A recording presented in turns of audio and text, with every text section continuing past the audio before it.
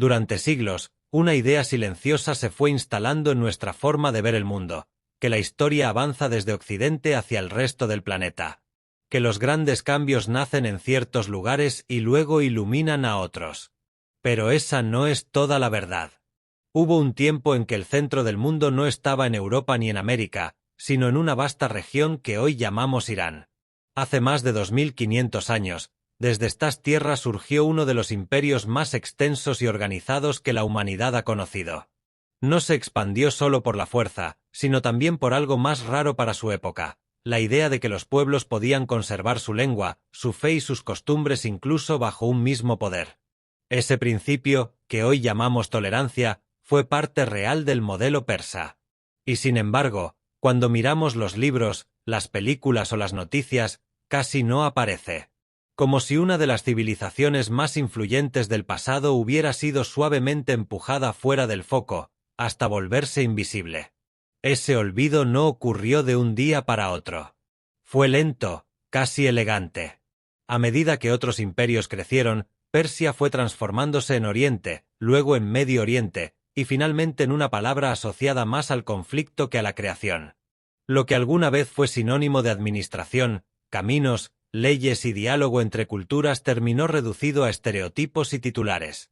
Y esa reducción no solo distorsiona el pasado, también nos impide entender el presente. Porque las decisiones, los valores y las heridas de hoy nacen de historias que nunca se cuentan completas. Esta es una de esas historias. No para idealizar, ni para culpar, sino para mirar con más profundidad un lugar que ha sido visto durante demasiado tiempo desde afuera. Y para comprenderlo de verdad, no basta con hablar de imperios antiguos ni de ruinas lejanas. Hay que mirar donde late hoy esa historia, donde vive, se adapta y se transforma todos los días. Hay que comenzar por una ciudad inmensa, caótica, contradictoria y profundamente viva. Una ciudad donde conviven rascacielos y palacios, tradición y revolución, silencio y ruido. Una ciudad que carga sobre sí todo el peso de ese pasado y toda la presión del futuro. Para entender el Irán real, el Irán humano, el Irán que existe más allá de las ideas y los prejuicios, tenemos que empezar ahí. En su corazón moderno. En Teherán. Teherán no es una ciudad que se deja entender a primera vista. Desde el aire parece una mancha interminable de concreto que se extiende entre montañas y desierto, pero cuando entras en ella descubres algo muy distinto, una ciudad que vive en capas. Al norte, las montañas del Alborz se elevan con picos nevados incluso cuando abajo el aire es seco y caliente. Al sur, la ciudad se disuelve en llanuras polvorientas. Entre ambos extremos, más de 9 millones de personas construyen su vida cotidiana en medio de tráfico, mercados, universidades, parques, cafés y hogares que rara vez aparecen en las imágenes que el mundo suele ver. Lo que hoy es una metrópolis gigantesca comenzó como un asentamiento menor junto a la antigua ciudad de Rey. No fue hasta finales del siglo XVIII, bajo la dinastía Qajar, que Teherán se convirtió en capital. Desde entonces, el poder político, las decisiones nacionales y muchas de las tensiones del país pasaron a concentrarse aquí. Esa carga se siente en el ritmo de la ciudad. Teherán no solo crece, absorbe. Absorbe migrantes de otras regiones, absorbe cambios sociales, absorbe crisis económicas, absorbe esperanzas y frustraciones. Y cada una de esas cosas deja una huella visible en su paisaje urbano y en la forma en que la gente se mueve, habla y mira. En el centro de la ciudad se alza la Torre Azadi, uno de los símbolos más reconocibles de Irán moderno. Fue construida para conmemorar una idea de unidad nacional, y su diseño mezcla arcos antiguos, geometría islámica y líneas modernas. No pertenece del todo ni al pasado ni al futuro. Es un punto de equilibrio extraño, como si la ciudad misma estuviera tratando de recordar quién fue mientras decide quién quiere ser. Cerca de allí, el Palacio Golestán conserva salones cubiertos de espejos, mármoles y jardines que reflejan la antigua vida cortesana, una época en la que Irán miraba tanto hacia Europa como hacia su propio legado. Más al norte, los complejos de Niabarán y Sadabad, antiguas residencias reales, se han convertido en museos. Hoy la gente camina por habitaciones donde antes solo entraban reyes, y observa objetos cotidianos que pertenecieron a una monarquía que ya no existe. No es solo turismo, es memoria material. Es una forma silenciosa de procesar una historia reciente que fue intensa, dolorosa y todavía no del todo resuelta. Teherán no es solo una ciudad que se expande, es una ciudad que recuerda, incluso cuando intenta avanzar. Pero Teherán también es profundamente cotidiana. El Gran Bazar sigue siendo un corazón comercial donde se venden telas, especias, joyas, electrónicos y comida, como se ha hecho durante siglos. Las mezquitas conviven con galerías de arte contemporáneo. Cafés pequeños aparecen entre edificios grises. Jóvenes programadores trabajan en startups mientras sus abuelos rezan en patios antiguos. No hay una sola Teherán. Hay muchas superpuestas, y todas son reales. Esa coexistencia no es siempre cómoda. Hay tensiones entre generaciones, entre visiones del mundo, entre lo que fue y lo que podría ser. Y sin embargo, la ciudad sigue funcionando.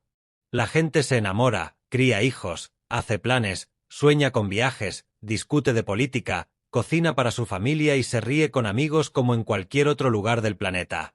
Esa normalidad, tan simple y tan humana, es quizá lo más difícil de ver desde fuera. Y es justamente esa vida humana la que nos empuja a mirar más atrás. Porque las tensiones de hoy no nacieron en el vacío. Son el eco de decisiones, conquistas, ideas y estructuras que se formaron hace miles de años. Para entender por qué Teherán es como es, y por qué Irán se mueve como se mueve, necesitamos retroceder aún más en el tiempo. Mucho antes de esta ciudad. Mucho antes incluso de este país como lo conocemos hoy. Tenemos que volver al corazón de una civilización que moldeó el mundo antiguo, el Imperio Persa. Hace más de 2500 años, cuando gran parte del mundo estaba dividido en reinos pequeños y frecuentemente en guerra, surgió desde las mesetas de Persia una figura que cambiaría la forma en que el poder era entendido. Ciro el Grande no fue solo un conquistador, fue un organizador del mundo. Su imperio se extendió desde el mar Egeo hasta el valle del Indo, pero no se sostuvo únicamente por la fuerza. Se sostuvo por algo mucho más difícil, una estructura que permitía que pueblos muy distintos convivieran bajo un mismo sistema sin perder su identidad.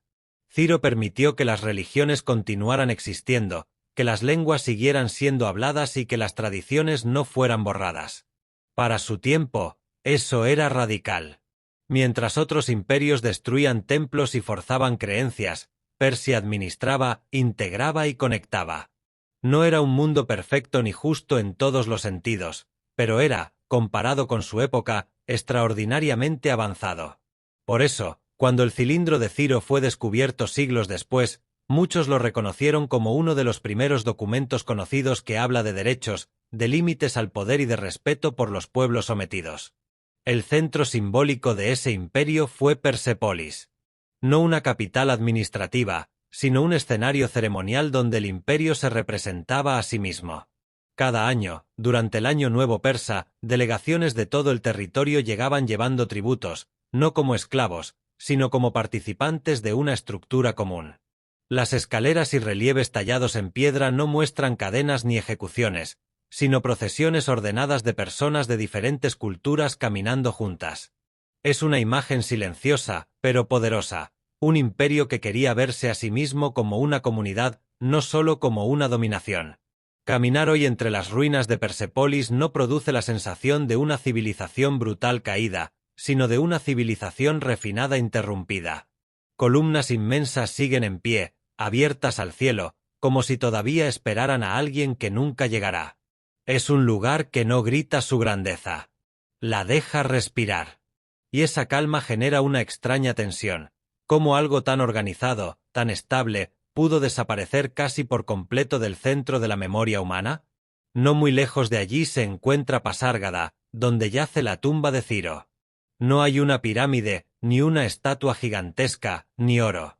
Solo una estructura de piedra sencilla, abierta al cielo. Esa simplicidad no es casual. Es coherente con la idea de poder que él representaba, un poder que no necesitaba ser exhibido de forma permanente. Ver su tumba provoca una emoción difícil de nombrar. No es admiración ruidosa. Es una especie de respeto silencioso. La sensación de que algo importante fue vivido aquí, y que el mundo siguió adelante sin mirarlo demasiado hacia atrás. Más adelante, en Naxer-Rostam, las tumbas de otros reyes están talladas directamente en la pared de la montaña. Elevadas, inaccesibles, vigilantes. Debajo de ellas, siglos después, los reyes sasánidas añadieron relieves propios. 2 imperios distintos grabando su imagen en la misma piedra. Es una conversación a través del tiempo. Una afirmación de continuidad, pero también una advertencia. Incluso lo que parece eterno es, en realidad, frágil. Todo esto deja una pregunta flotando en el aire.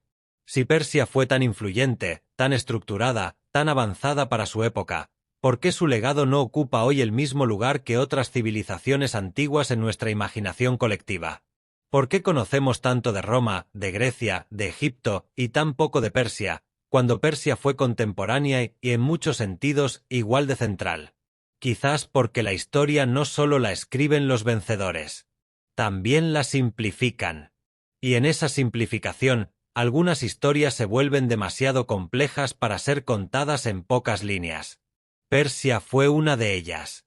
Y mientras sus ciudades ceremoniales se convierten en ruinas tranquilas, la vida real de Irán siguió desplazándose, adaptándose y encontrando nuevos centros. Porque el alma de este país no quedó congelada en la piedra antigua. Se movió hacia otros paisajes, otras montañas, otros climas, otras formas de vida. Para entender ese movimiento, hay que dejar atrás las ruinas y viajar hacia un lugar que rompe por completo la imagen que muchos tienen de Irán. Un lugar verde, húmedo, lleno de vida, al borde de un mar interior. El norte del país nos espera. Cuando se menciona Irán, muchas personas imaginan desierto, calor y paisajes secos. Pero al acercarse al norte del país, esa imagen se rompe por completo. Entre las montañas del Alborz y el mar Caspio se extiende una franja de tierra donde el aire es húmedo, el verde es profundo y la vida parece crecer sin esfuerzo. Provincias como Gilán y Mazandarán reciben lluvias constantes, y sus campos de arroz, bosques densos y ríos lentos crean un paisaje que se siente más cercano a Europa o al sudeste asiático que al Medio Oriente que suele aparecer en la televisión. Aquí, la agricultura no es solo una actividad económica, es una forma de vida. Las plantaciones de té cubren las laderas como mantos suaves. Los huertos de cítricos perfuman el aire en primavera. Los pueblos están organizados alrededor de ciclos naturales que se repiten desde hace generaciones. Sembrar, esperar, cosechar, compartir. Es un ritmo tranquilo que contrasta con la velocidad de las grandes ciudades y que le recuerda al visitante que otra relación con el tiempo todavía es posible. Pero este paraíso verde no es solo humano. Es también uno de los ecosistemas más ricos y frágiles del país. Los antiguos bosques hircanos, que sobreviven desde la era de los dinosaurios, cubren las montañas como una memoria viva del planeta. Son el hogar de especies que casi no existen en ningún otro lugar, y que hoy luchan por sobrevivir en un mundo cada vez más fragmentado. Entre ellas está el leopardo persa. Es uno de los grandes felinos más raros del mundo. Se mueve en silencio entre los árboles, caza al amanecer y al atardecer, y evita el contacto humano siempre que puede. Se estima que quedan menos de 1000 ejemplares en libertad. Cada uno necesita un territorio enorme para sobrevivir, lo que lo hace extremadamente vulnerable a la expansión de carreteras, aldeas y explotaciones forestales. Ver una imagen suya captada por una cámara trampa no es solo un privilegio. Es un recordatorio de que estamos observando algo que podría desaparecer. En las zonas más altas, el oso pardo euroasiático vaga entre los bosques fríos y las montañas. Es fuerte, solitario y sorprendentemente paciente. Pasa el año alimentándose de raíces, frutos, insectos y pequeños animales, acumulando energía para el largo invierno que lo obligará a desaparecer en su guarida durante meses. Su presencia es una señal de que el ecosistema todavía funciona. Pero también es una señal frágil. Sobre estos paisajes vuelan miles de aves migratorias. Garzas, flamencos, grullas y patos cruzan esta región como parte de rutas que conectan continentes enteros. Una de las más especiales es la grulla siberiana, una de las aves más raras del planeta, que depende de estos humedales para descansar en su largo viaje entre el norte de Asia y el sur. Si estos espacios se degradan, su ruta desaparece. Y en las aguas del mar Caspio flota otro símbolo silencioso de fragilidad, la foca del Caspio. Es una de las pocas focas de agua dulce del mundo y existe solo aquí. La contaminación, la sobrepesca y el cambio climático han reducido su población de forma alarmante. Lo que alguna vez fue común hoy se vuelve raro, y lo que hoy es raro podría mañana ser solo recuerdo. Todo este equilibrio depende de decisiones humanas que se toman lejos de estos bosques y ríos. Decisiones sobre energía, sobre desarrollo, sobre crecimiento económico. Y aunque estas decisiones buscan mejorar la vida de las personas, también transforman los paisajes que sostienen esa vida. Esa tensión entre progreso y preservación no es un conflicto abstracto. Es algo que se juega aquí, árbol por árbol, animal por animal, pueblo por pueblo. El norte de Irán nos muestra una verdad incómoda, que la belleza no es eterna por defecto. Necesita cuidado. Y que incluso los lugares que parecen más vivos pueden volverse silenciosos si no se los protege. Y mientras este verde intenso se extiende hacia el oeste, el paisaje vuelve a cambiar. Las lluvias disminuyen, los bosques se afinan, y la tierra comienza a elevarse otra vez, transformándose en una inmensa cadena montañosa que atraviesa el país como una columna vertebral de piedra. Es allí donde la vida se vuelve más dura, más nómada, más antigua. Es allí donde nos esperan los montes Zagros. A medida que uno se aleja del verde húmedo del norte y se adentra hacia el oeste, el paisaje se eleva lentamente hasta convertirse en una muralla interminable de piedra. Los montes Zagros no son una cadena montañosa suave. Son abruptos, plegados, antiguos. Desde el aire parecen las arrugas profundas de la tierra misma. Durante millones de años han contenido ríos, separado climas y obligado a los seres humanos a adaptarse a su dureza. Y, aún así, la vida no solo existe aquí, persiste. Con la llegada de la primavera, los prados alpinos estallan en color durante unas pocas semanas. Amapolas doradas, violetas profundas y flores diminutas cubren laderas que en invierno estaban bajo la nieve. Es una belleza breve, casi frágil, que aparece y desaparece como un suspiro. Quien no está aquí en ese momento nunca la ve. Desde hace siglos, pueblos nómadas como los Bakhtiari y los Kasai se mueven por estas montañas siguiendo rutas que no están marcadas en ningún mapa moderno. Migran con sus rebaños entre los valles de invierno y los pastos de verano, llevando consigo tiendas, historias, canciones y una forma de vida que depende más del cielo y del suelo que de cualquier gobierno o frontera. Su movimiento no es solo práctico, es cultural. Cada paso repite un gesto antiguo. Cada campamento reconstruye una memoria colectiva. Y sin embargo, esa continuidad está siendo interrumpida. Carreteras, cercas, presas y ciudades cortan rutas que existían mucho antes que los estados modernos. Lo que era fluido se vuelve fragmentado. Lo que era circular se vuelve lineal.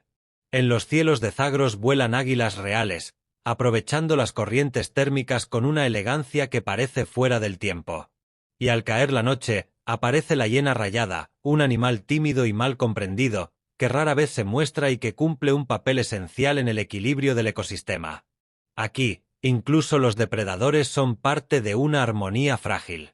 Hay una historia que los pastores cuentan sobre la cabra bezoar, que salta por los acantilados y guía las almas hacia una puerta de luz en la montaña. Es un mito, sí.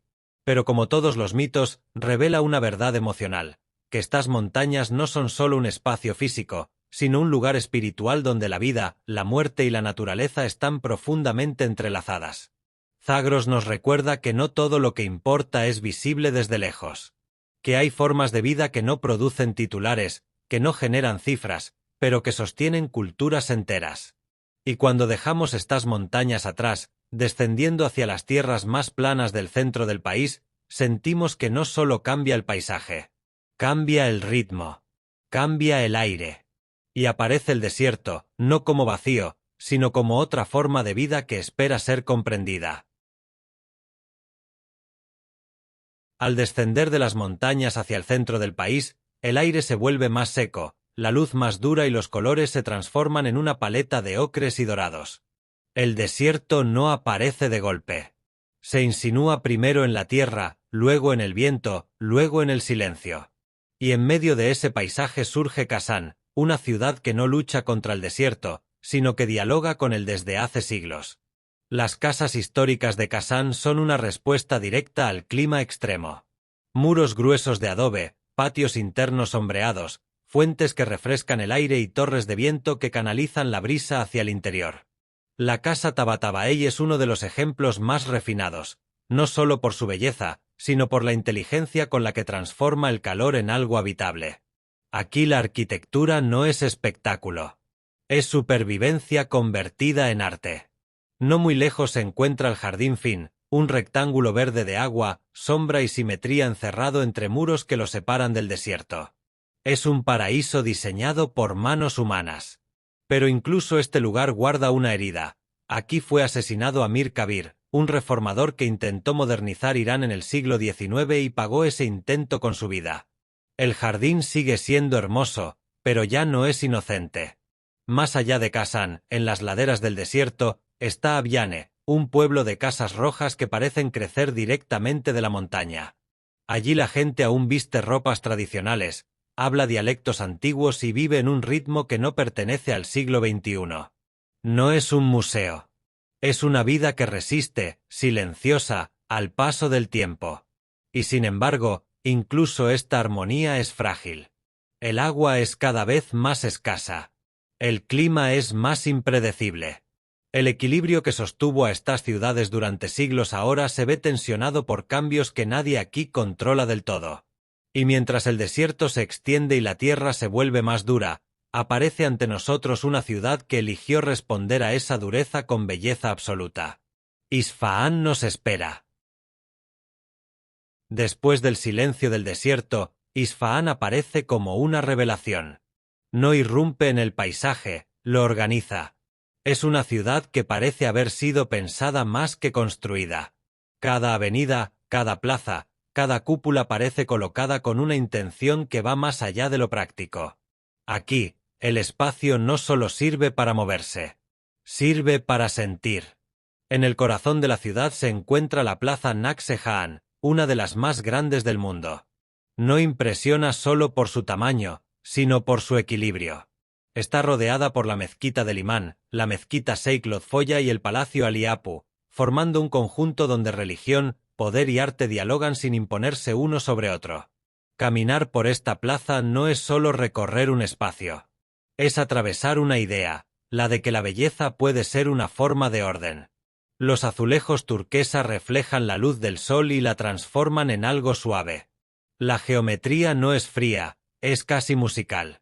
Cada patrón repite una lógica que habla de infinito, de armonía, de una búsqueda humana por conectar lo terrenal con lo espiritual. No se trata solo de decoración. Es una forma de pensamiento hecha visible. Y sin embargo, Isfahán no es un museo. Por la noche, la vida se adueña de sus espacios. Familias caminan por la plaza, jóvenes se reúnen a conversar, niños juegan entre fuentes y jardines. En los puentes Siose Pol y Kaju, la gente se detiene a cantar. Las voces resuenan bajo los arcos y el sonido se mezcla con el agua del río, creando momentos que no están en ninguna guía turística. Ese contraste entre perfección arquitectónica y vida cotidiana es lo que hace que Isfahán sea tan poderosa. No es una ciudad que se contempla desde lejos. Es una ciudad que se habita emocionalmente. Te envuelve, te calma, te ordena por dentro sin que sepas exactamente cómo. Y tal vez por eso, después de caminar por Isfahán, uno se vuelve más sensible al silencio. Más atento a lo invisible. Como si la ciudad afinara la percepción.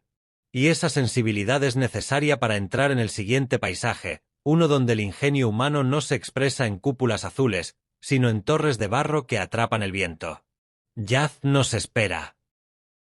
Yaz aparece en medio del desierto como una persistencia. No como una conquista, sino como una decisión humana de quedarse.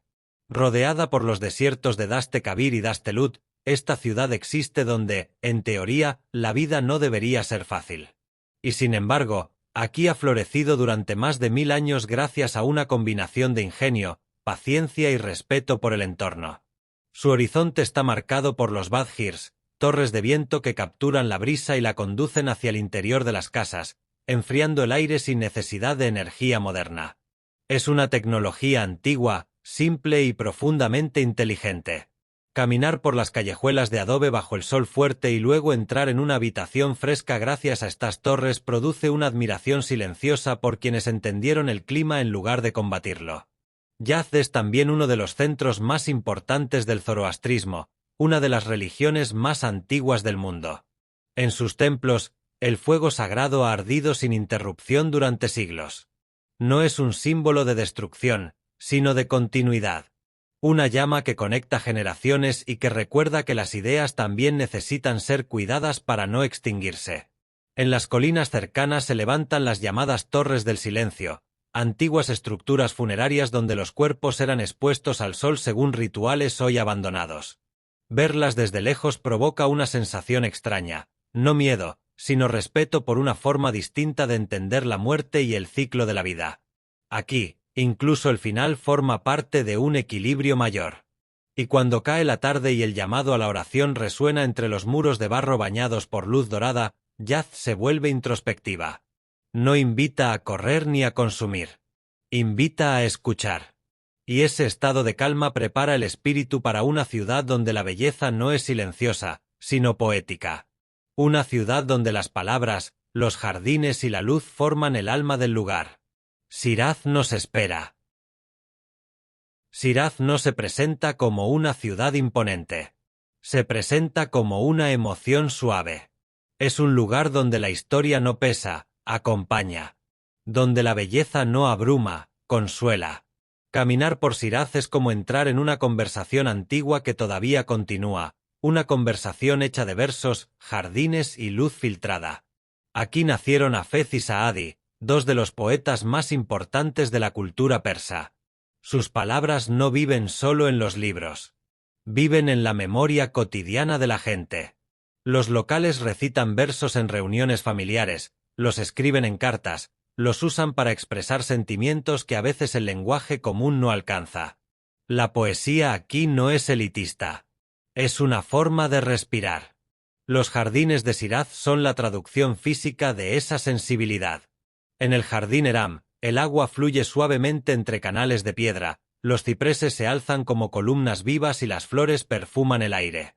La naturaleza y la arquitectura no compiten. Cooperan. Cada sendero, cada sombra, cada banco invita a quedarse un poco más. Pero Shiraz también tiene su lado silencioso y melancólico. Muy cerca están las ruinas de Persépolis, recordando que incluso las civilizaciones más refinadas pueden desaparecer. Y dentro de la ciudad, al amanecer, cuando la luz atraviesa las vidrieras de la mezquita Nasir al-Mulk, el espacio se llena de colores que duran solo unos minutos. Belleza que existe y se va. Como todo. Ese contraste entre permanencia y fugacidad es lo que vuelve a Shiraz tan humana. Nada aquí pretende ser eterno. Todo acepta su tiempo. Y esa aceptación genera una calma rara en el mundo moderno. Y sin embargo, incluso esta calma no es el final del viaje. Más allá de estas ciudades famosas existe otro Irán, menos fotografiado, menos narrado, donde la vida fluye entre montañas verdes, aldeas de piedra y antiguas rutas comerciales. Un Irán que se revela despacio.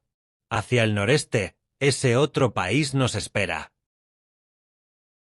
Cuando el viaje se aleja de las rutas más conocidas y se dirige hacia el noreste, Irán vuelve a transformarse. Las montañas se vuelven más suaves, los valles más verdes y el aire más fresco. Esta región rompe una vez más los estereotipos del país árido y uniforme. Aquí la tierra respira agua, hierba y viento. Durante siglos, esta zona fue atravesada por caravanas que conectaban Oriente y Occidente. Ciudades como Tabriz crecieron como nodos de comercio, cultura y encuentro humano a lo largo de la ruta de la seda. Sus bazares no eran solo mercados, eran espacios donde ideas, lenguas, religiones y noticias viajaban junto con las mercancías. Hoy, esos mismos pasillos siguen llenos de vida, y caminar por ellos es sentir el pulso de un mundo antiguo que aún no se ha detenido del todo. Más allá de las ciudades, los pueblos rurales parecen surgir directamente de la tierra. En Khandoban, Las casas están excavadas en la roca volcánica, formando conos habitables que protegen del frío en invierno y del calor en verano. No es una curiosidad turística. Es una solución arquitectónica nacida de la necesidad y del conocimiento íntimo del entorno. La vida aquí es sencilla, pero no simple. Las familias trabajan la tierra, cuidan animales, mantienen tradiciones orales y celebraciones que han pasado de generación en generación. La modernidad llega, sí, pero no borra todo. Se superpone. Y en esa superposición nacen formas nuevas de ser antiguo. El noreste es también un mosaico humano. Kurdos, persas, azeríes y otros pueblos conviven en una diversidad que no siempre es perfecta, pero que ha creado una riqueza cultural profunda. Las lenguas cambian de un valle a otro. Las costumbres varían de una aldea a la siguiente. Y esa diversidad, lejos de fragmentar, teje un paisaje humano complejo y vivo.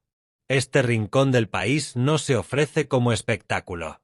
No grita su belleza. La susurra.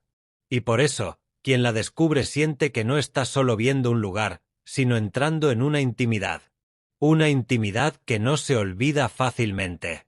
Y después de recorrerla, uno entiende que Irán no es solo una suma de paisajes y ciudades, sino una experiencia humana que continúa más allá del viaje.